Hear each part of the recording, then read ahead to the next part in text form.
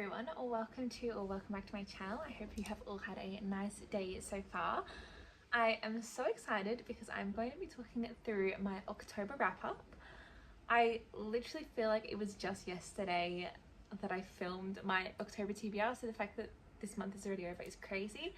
If you did watch that TBR, you'll know that I tried to read a whole month of thriller slash mystery slash spooky kind of reads to get us into the spirit of Halloween, which was very interesting, and I don't know if I will do that next year, but it was good to try something new and forces me to get through a genre that I don't typically read that much. I do love a good thriller, but it's not one that I find myself necessarily reaching for, so it was a good opportunity for me to try some new authors, try some books I've had on my TBR for a long time.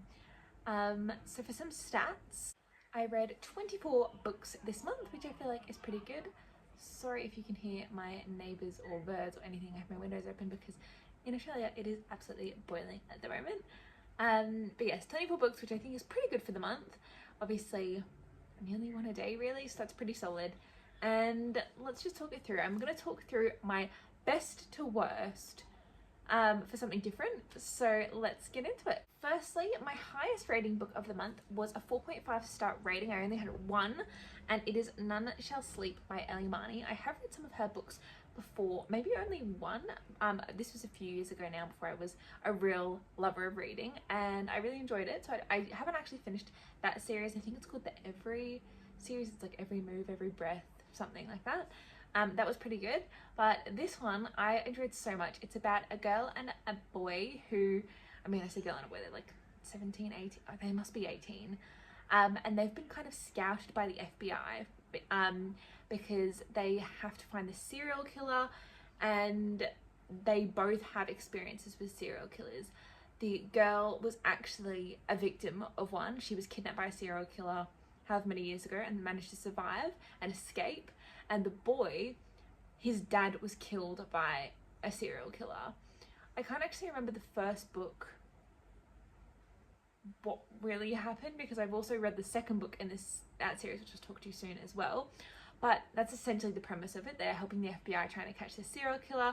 It's a young person, so they think that the FBI have like come up with the victim, the suspect profile or whatever they do, and they say it's like a young person, so they think if we get some young people on the scene, they may actually be able to find this person faster, which is very interesting and probably like makes sense in theory. So they have our two main characters trying to solve the case, which is very, very interesting.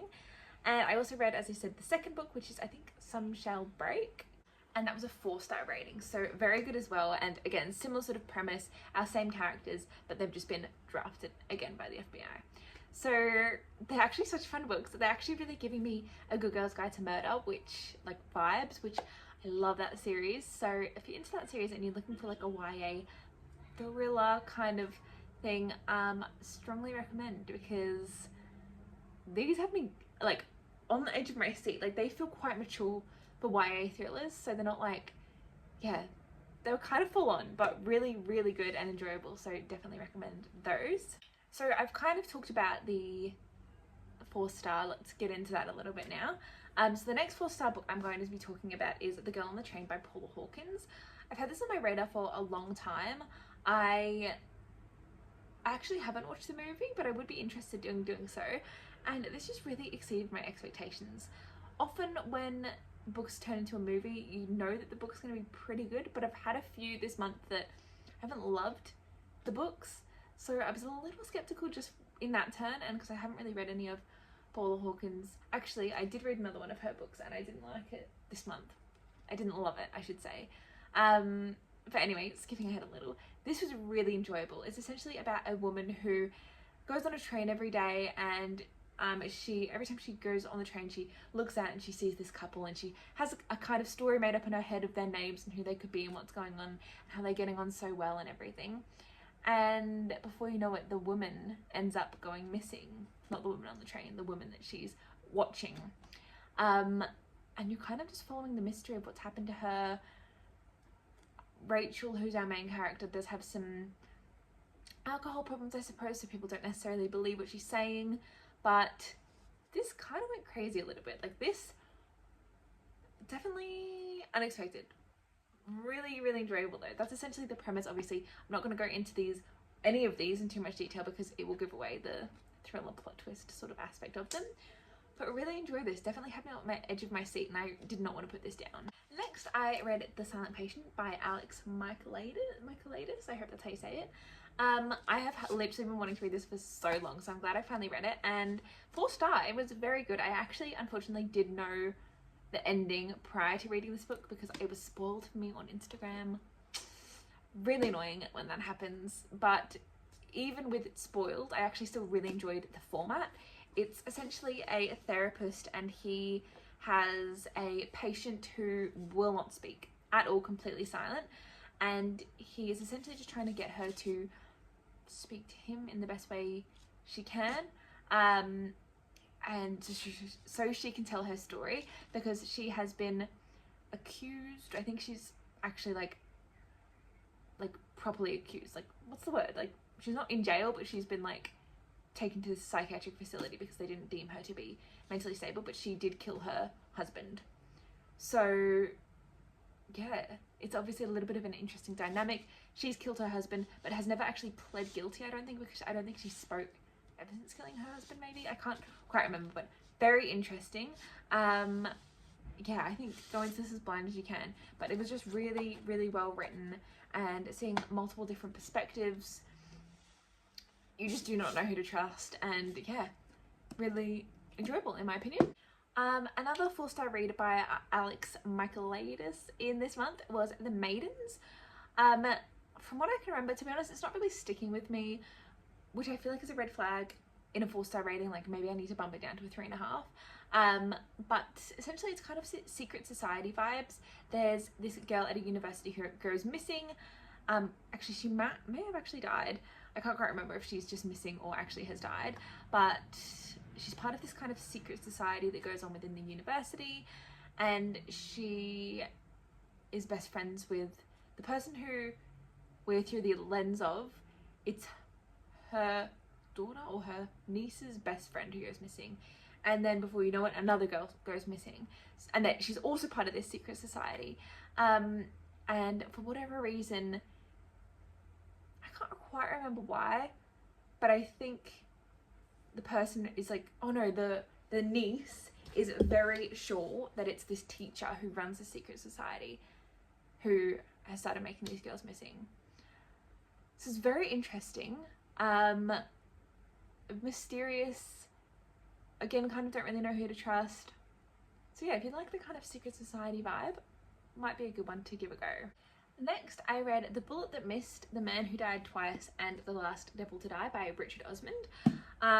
Thoroughly enjoyed this series. I read the first one last month, and I give these all 4 stars. I just think these are such cozy mysteries. If you are not aware of the first book, it's essentially about a group of retirees, and they've all kind of come from solving background past. Like, I think one of them was part of like a secret service, one was a nurse, so she kind of knows how to like cover up things and what criminals would do to cover up things. They all just have something that they bring to the table to solve mysteries. So every Thursday they have this Thursday Murder Club, where they essentially solve cold cases. However, it's now kind of turned into solving new cases because things keep happening. But so enjoyable, so crazy, and yeah, amongst their little 4 group of them, they're also kind of really close with these 2 police officers who also kind of are helping them kind of on a sly. The police officers are kind of doing a little bit of a dodgy by getting them information, but it's all, everyone's good, we like them all. It's not bad, we're here for them. So yeah, really, really cute and just fun and cozy mysteries. Just really sweet as well, because they're all, yeah, older people, so it's just nice to see that, and just really enjoyed these. I just think these are great for any age. The next 4-star read was The Soulmate by Sally Hepworth. I have really been enjoying Sally Hepworth's writing in this month. I will say all of her books are probably more literary fictions, literary thrillers, if that's even a thing. They're all like, you're just really invested in the actual story, but the thriller is also there as kind of almost a subplot, I would say, which is very different, but really enjoying it. And she's an Australian author, which I love. This is essentially about a woman and her family who live by this cliff that has kind of been known as a suicide spot. People kind of go there to end their life. So definitely trigger warning if that is not something that you would like to read about. But I will keep talking about the plot. So one day, actually stepping back, the husband has been able to essentially talk these people off the ledge, literally and metaphorically, for every single person who has come there since they've lived there, except for one. And the wife, she thinks there's some suspicious circumstances surrounding this woman's death, because she thinks she sees some things while they're on the ledge. And it's, yeah, I won't say too much because there's definitely things that are revealed throughout this, but what happens? Lots of like small town secrets, but really enjoyable, and also listen to this as an audiobook, and I thought that was great. So yeah, definitely recommend. Another read by Sally Hepworth, I keep calling her Hepworth, was The Mother-in-Law, and again, really enjoyed it. Literary thriller vibes. It's about a woman and her mother-in-law and how they don't really get on, they kind of clash. But then one day, the mother-in-law commits suicide. There's a suicide note. It's kind of, everyone's kind of like really confused. And then it's revealed that the autopsy shows that there's been foul play. So very interesting. What happens? We don't know. We know something's gone wrong, but we don't know kind of who, what, when, where, why, how. We don't really, you kind of look at everyone with a questionable lens when you find something out like that, and you don't really trust any of the characters.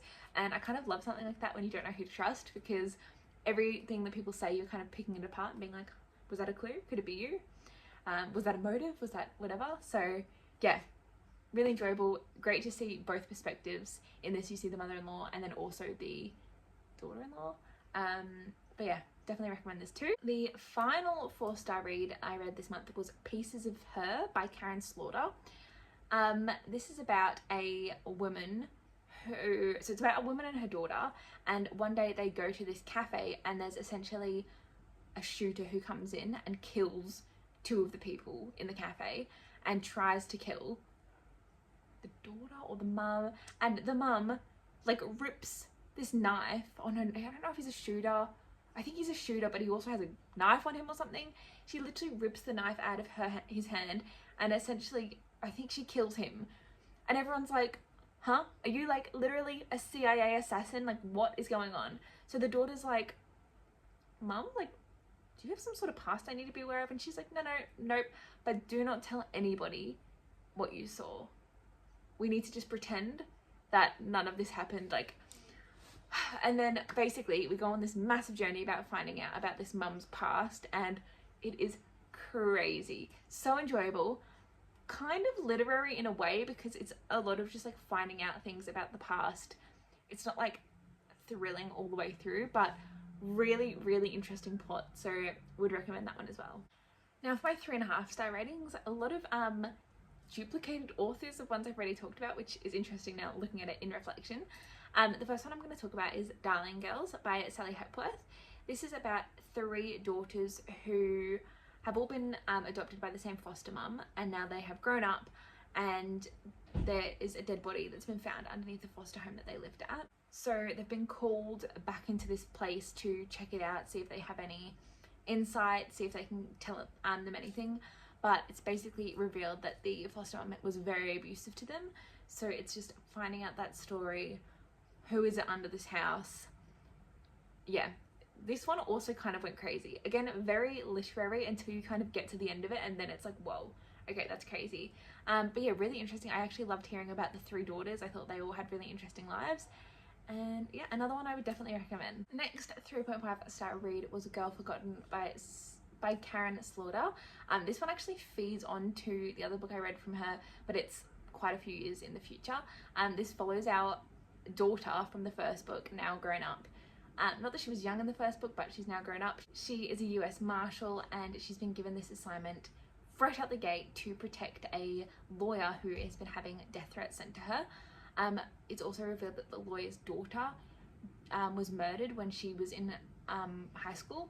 So the main character is wanting to kind of solve that murder, protect the judge, solve things from the first book about her father and things that go on in that situation, which I'm not going to go into detail about, but she needs to solve that as well because everything seems to be connected.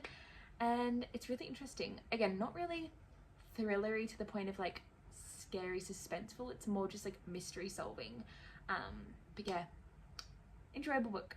The next 3.5 star read was Before I Go to Sleep. I don't know why I didn't rate this higher. I just think the plot was really good and the twist was really unexpected in my opinion. But I just think it was a little bit maybe slow paced. It's essentially about a woman who wakes up and she has amnesia. She can't remember anything from the last like 20 years of her life, and she's in bed with a man who she doesn't know, and she's just like, what is going on? And essentially that is how she starts every day, because when she was younger 20 years ago she got in an accident and has literally had her brain wiped every single day. She can't remember anything 24 hours at a time. But I think she like goes downstairs and gets a phone call or something when her husband goes to work, and it's her therapist, and she's like, and the therapist is like, you don't know me, but I'm a therapist, you need to come over and we need to have our therapy session. We've been having these for however long, you've just got to trust me. And she's like, right, okay, like this is crazy, but I'm just gonna do it. So she ends up starting to keep a diary, and every day she reads this diary and goes, I can't remember a single thing, but I just have to trust myself. And it's just really interesting finding out what happened to her and all the secrets around that. So yeah, I must say the end maybe 100 pages of the book were amazing. Like how that all unraveled, really good. I just felt that the actual book was a little bit slow in parts. Sometimes we're reading her journal entries and they go on for quite a bit, so you do miss a little bit of like the pace and the suspense throughout the book, but towards the end, really well done. So I do recommend. Then I read The Night She Disappeared by Lisa Jewell. It's about a couple, and they went missing one night. They had a son. Just also saying as a fact, I think they were 19 when they went missing, and the mum was like, they absolutely would not have run off. Everyone was telling her, do you think they've just maybe run off and started a new life? And they're like, no, they're too devoted to their son. Something's gone on. Essentially the case goes to a cold case. And then one day a new neighbor moves into the house that, so I think the couple went to a party one night and disappeared from the party. And then essentially everyone kind of moved away. People who owned that house moved away. New people moved in. And one day they find a dig here sign in their backyard. So she's an investigative, I think she's like a crime novelist or something. And she's like, huh, that's interesting. That sounds familiar. So she digs and she finds this engagement ring box in her backyard, and things unravel from there. It's very interesting, very cool concept. Definitely was intrigued, but I wouldn't say I was like really looking forward to listening to this. I listened to it as an audiobook.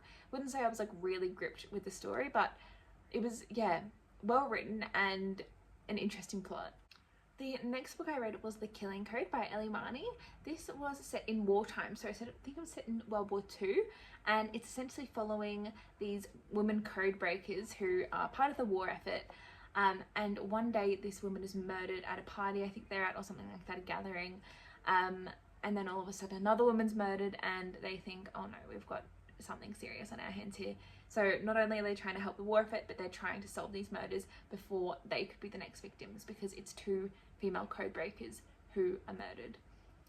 Not only that, but our main character has a secret that will literally throw her in jail for the rest of her life, / will have her executed, thrown out of the country, something terrible if it's revealed. So it's a good one. It's a good one. I don't know why I didn't rate this higher. I just think that maybe it lost a little bit of its pacing. But I still thoroughly enjoyed it and thought the story was really cool. My final 3.5 star is The Guest List by Lucy Foley, and I'm also going to talk about The Hunting Party by Lucy Foley, which I gave a 3 star. These books are very similar. They're your typical, someone's gone missing, we're all on a deserted island or a secluded place, it has to be someone in this building who's committed this murder. And yeah, they're both unique in their own way, but also very similar. I would say this is probably one of my least favorite types of whodunit, because it's just kind of I don't want to say it's obvious at the end, because sometimes there are plot twists, but it's just, okay, like, you kind of just get to the end and you're like, yep, okay, it was probably going to be one of you, so well done. So yeah, it was okay. The first one, The Guest List, is about a wedding where someone goes missing and dies, and you don't know who has actually died until the end, and you also don't know who has obviously done it until the end, so that's quite cool. That's the same with The Hunting Party as well. But that being said, it means that every motive you kind of get, you don't even know if that's relevant, because you don't know who's died, so you don't know if what people are telling you actually relates to anything, or if it's just information. So sometimes I'd like to know at the start so you can kind of have your own theories, but I thought this was interesting as well. So that was a wedding, and then The Hunting Party is they're actually at like a remote cabin in Scotland or something, and someone's gone missing, and it's obviously one of the people in the house. So yeah, both different but both very similar. So if you're kind of into those sorts of like whodunits, then you might like either of these. Alright, so diving a bit more into our 3-star reads now. The first one I'm going to talk about is The Woman in the Window. This is essentially following a woman who, she also suffers with alcohol problems, and one day she's looking out her window and she sees her neighbour getting murdered in the window across her, and she's like, what? However, nobody believes her because they think she's hallucinating, because she's mixing prescription medication with alcohol, and people think, oh, that's a side effect, we're not going to believe her. To be honest, I found this very predictable. Every single plot twist that happened, I predicted, which is kind of annoying when that happens. Takes away a little bit from the actual thrill, because I feel like that's kind of what you want from a thriller. You want to be taken on a ride, and you want to be, yeah, thrown in every direction, but I thought this was a bit predictable and just kind of unrealistic at the same time. But it was still enjoyable. Like, I still liked reading it. I just felt that it was kind of lackluster in a sense. Next, I read Into the Water by Paula Hawkins. This is the other Paula Hawkins book that I was talking about earlier. It's essentially about two estranged sisters, I suppose, and one day one of the sisters calls her and says, I really need to talk to you, it's important, and our main sister disregarded her. She just said, whatever, you're an attention seeker, you've bullied me my whole life, I don't care. And the next day, the sister is found dead in a lake, and it's presumed suicide, but the other sister is like, there's absolutely no way that she did this, something's fishy. But the daughter of Nell, who is the one who died, is like, yeah, this checks out. Like, you do not know my mum at all. You've ignored her for however long. You need to just stay out of it. So it's very interesting kind of dynamic. Now the sister, which is, what is her name, Jules, our main character, she kind of has to look after the daughter, even though she's like, you've never really been in my life. You're my auntie and I really don't care for you. So you have to battle that dynamic, and yeah, again, kind of small town secrets unraveling and all of those kind of things. On top of this, the niece has also had a close friend recently pass away, so it's kind of dealing with helping her through the grief and just everything that's gone on. It's quite a lot, but I just wasn't necessarily connected to any of the characters or the story, and I feel like because I'd read kind of similar sort of stories this month, I was just like, they were done better than this, so unfortunately that's why this one wasn't as highly rated. But it was still an interesting story, and I would still recommend it to a certain extent. Next, I read Jailhouse Lawyer by James Patterson. I didn't realize this was actually 2 books in one, which was really annoying because I was listening to them as an audiobook and I got like 7 hours in and something happened that I thought that was the resolution, but when you're listening to it and you think you have another 7 hours to go, I was thinking, oh my gosh, something's gonna go wrong, and then all of a sudden it went right, and I was like, huh, what's gonna happen now? And then it was like book finished. I'm like, what do you mean? So it was really weird experience. But essentially, book 1 is about a woman who, she's working at a job and she has a really sick son who needs like this medical attention, obviously in America. I don't really know, but I don't think their medical stuff is very good. Like, you need to pay for everything. It's expensive over there, from my understanding. So she needs like this medical insurance or something that her work is providing her. And all of a sudden one day they say, we're not doing this insurance anymore for employees. You miss out on this bonus. And she's like, well, you're doing this because of me specifically. And they're like, yeah, it's just costing us too much. So she ends up quitting and she finds a new job that's really great. She pays really well. And she thinks, yeah, I'm just gonna do it. We're gonna move over here, my son will be in better care, and I'll have this great job. It's not all that great. Very suspicious, loads of people in jail for misdemeanors, minor crimes, and the judge really wants to do something about it. However, her voice is silenced a little bit, so it's kind of navigating that. I just found that this was so frustrating, and honestly both of these books, I don't even remember the plot of the second one, but it's much the same. Lawyer getting silenced by her higher ups is essentially the premise. I just feel like some of these books are just so frustrating and they're just annoying for the sake of being annoying. I just hate these like misogynistic people just trying to make women's life difficult just because they're women. To a certain extent, some books can be enjoyable, but some of them are just so aggravating that I just can't even be bothered. And I feel like this fell into that category a little bit. I think it had potential, but also because they were like, I know that's probably like a decent size, but because of it, like they're only 300 pages, I think they just felt a little bit rushed. Like I was expecting there to be more that kind of came out of it, and then all of a sudden it was resolved. So I think these needed to be longer and separate. We probably needed an extra 150 pages to have a proper conflict instead of just lots of little conflicts scattering through. And yeah, but still a 3-star because it was still enjoyable. It just wasn't my favorite thing I've ever read. The Last House Guest, I actually originally rated it a 3, but upon thinking about it, I just did not enjoy my experience reading it, so I'm going to rate it probably 2.5. Where the Crawdads Sing was also a 2.5, which I'm really disappointed in, but I just did not find this enjoyable. Unfortunately, it just wasn't for me. I know people absolutely rave on about it, but I just thought it was really boring. Sorry if you can hear my dog. And The House in the Pines also just did not enjoy my experience reading this, so I'd give this a 2. I'm not going to go into detail about what these books are about just because I don't care for them, and I wouldn't recommend them. But if you're interested, obviously you can do your own research, but that's just my experiences. Would rate them low. Otherwise we yapping forever.